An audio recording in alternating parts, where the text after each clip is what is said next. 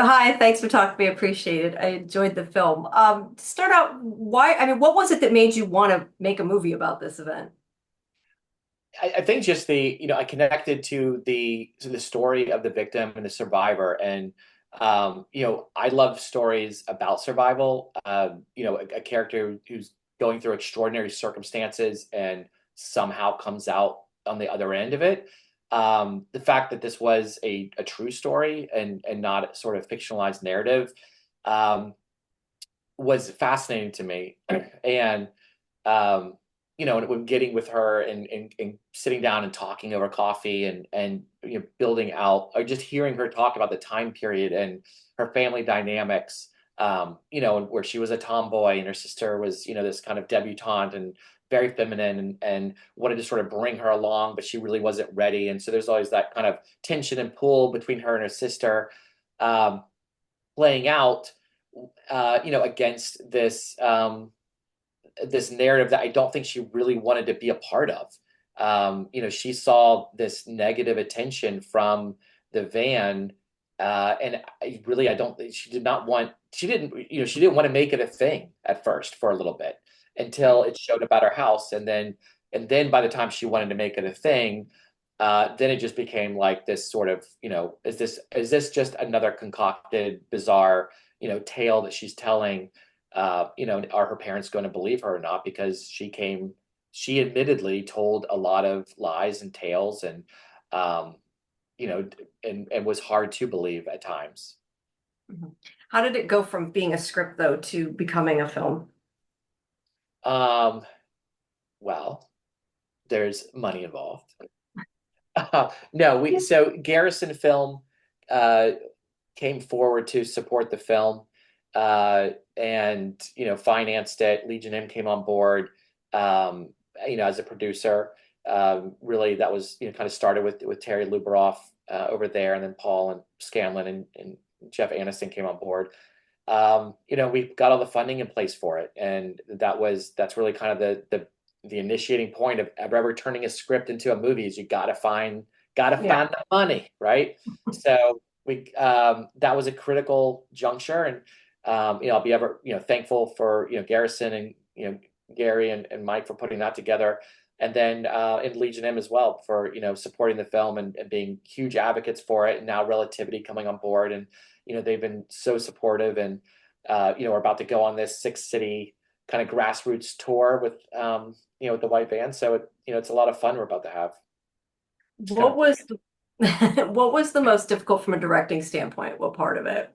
I think the challenge is, um, I had prepared for a 30-day shoot, which is a healthy shoot for an independent film. It's certainly not studio time. It's a healthy independent shoot.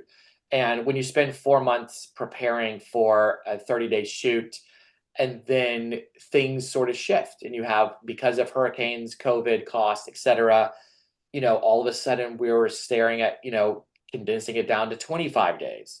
Mhm. Uh, that's a big shift for a director in terms of schedule. And I think that was sort of a big challenge was how do we make this script that was going to be 30 days now capture it in 25 days? And, just sort of trying to figure out how to make that happen, and working with the AD and working with the co-writer Sharon Cobb and trying to whittle down of, can we cut this scene or can we cut that scene, or how do we trim this, or how do we get this to go faster? Can we shoot this scene in a one shot so we have more time to shoot this other scene? And those are all just they're the things that independent filmmakers have to deal with all the time, and it just kind of comes with the territory. Having to do that, do you feel like you accomplished everything, or was there something like you had to leave out that maybe you wish could have been left in or anything like that? Oh man, I mean, I think there's always things that you wish you could have done, right? You wish you could have had 2 or 3 extra days. There were a couple of scenes that we did cut from the schedule that really played into the genre of it, and so I'm kind of disappointed that we didn't get to shoot those. But to the financiers' credit, we left Shreveport, Louisiana, and we really didn't have the ending all filmed for to finish the film. And, we waited about a year to make sure there were any other shots that we wanted to kind of add in before we went back to capture that. But, to his credit, we you got the funding to go do that and make that happen. So we were able to shoot the ending the way it was intended, and and to get some other shots in there as well that I think some producers don't know that we actually shot then. Snuck it But in there. you gotta do what you gotta do to tell your story. Yeah. What, without spoiling, what's your favorite scene? So my favorite scene really kind of comes back to the heart of the film, I think, and that's the sister scene between Annie and Margaret in the bedroom on the day of Halloween before she leaves for the party. When she puts makeup on her. Yeah. Describe the movie in 3 words. Sometimes that's harder, but Oh man, that's usually a difficult it's a one. true crime suspense thriller. That ratchets up to a thrilling climax. I hope for an audience, it's like going on a roller coaster ride where, it's that slow kind of clickety, clickety, clickety, clickety, click till you get to the top. And then it's just a free fall into the third act after that. Okay, great. Well, I enjoyed it. So thank you for your time and have a good rest of your day. Thanks, Jamie. I appreciate it. Have a good holiday. You too.